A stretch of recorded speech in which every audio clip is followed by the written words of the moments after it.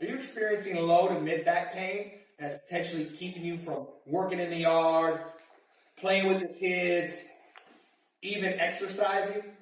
Well, on this episode of Under the Rig, check out these 5 simple exercises that you can start implementing in your daily routine immediately.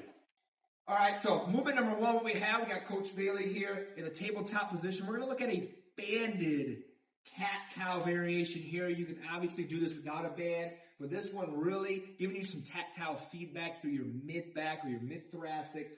That band is one loop through his thumbs or his hands, and then right around the mid-back, just underneath your shoulder blades. Now, the biggest thing here is really arching up into that cow position as far as you can, as long as it's pain-free, and then pushing through that band, up through the roof, up through your midsection, bracing your core. Again, operating pain-free as much as you can. Everybody's range is going to look a little different. Nice deep inhale in, drive up and through. A lot of people have a hard time even being able to segment the two between the lower lumbar and the mid-thoracic. So sometimes just take your time, focus on one segment at a time. If you could just move your hips or just move your mid-back. Anywhere from 10 to 15 of these reps is fine. Again, feel free to ditch the band if you need to.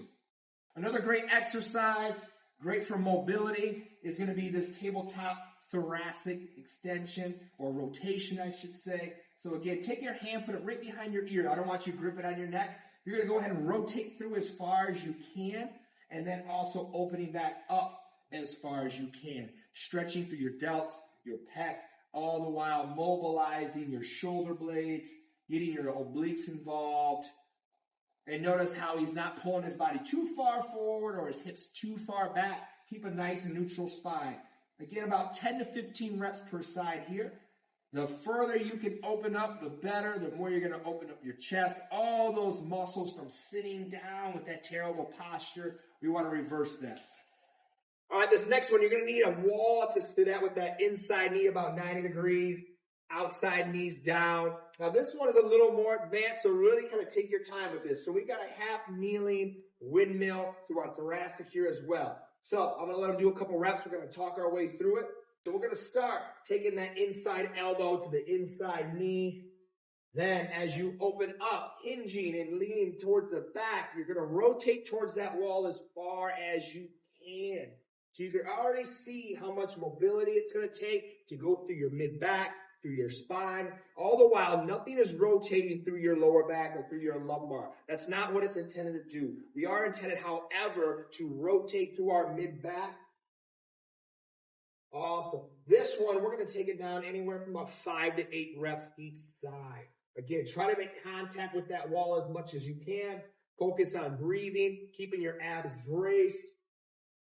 Now this fourth one, you do need a foam roller of some sort. The longer variation, the better. This is going to be a foam roller extension or press up here. So again, starting with that foam roller just beyond your wrist. I'm going to have Bailey press that up as high as he can and then actively pulling it down through his lats.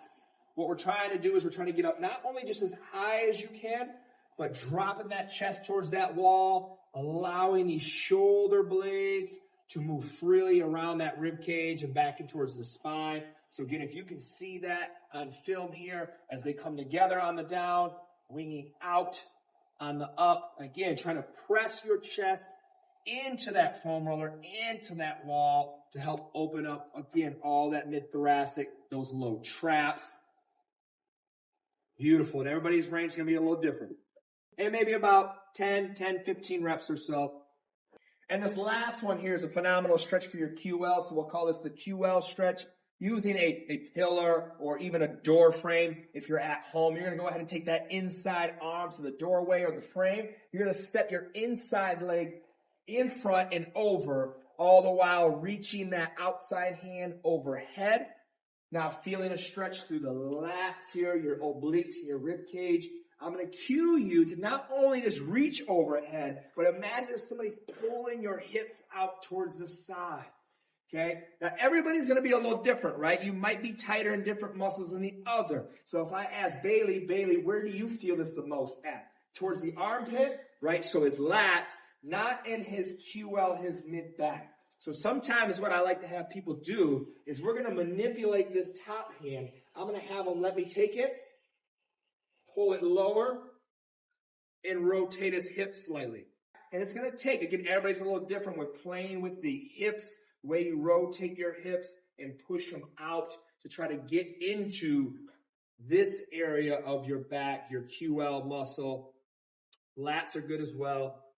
Awesome. Hold that anywhere, 10, 15, 20 seconds, whatever's comfortable. Come out, relax, go back into it, assess, see if you can get a little lower, and then make sure you switch sides. Thanks for tuning in on this week's Under the Rig, where we tackle 5 simple exercises to start adding into your daily routine in hopes to mitigate some lower back pain to get you back out there, whether it's doing yard work, playing with your kids, or at the gym.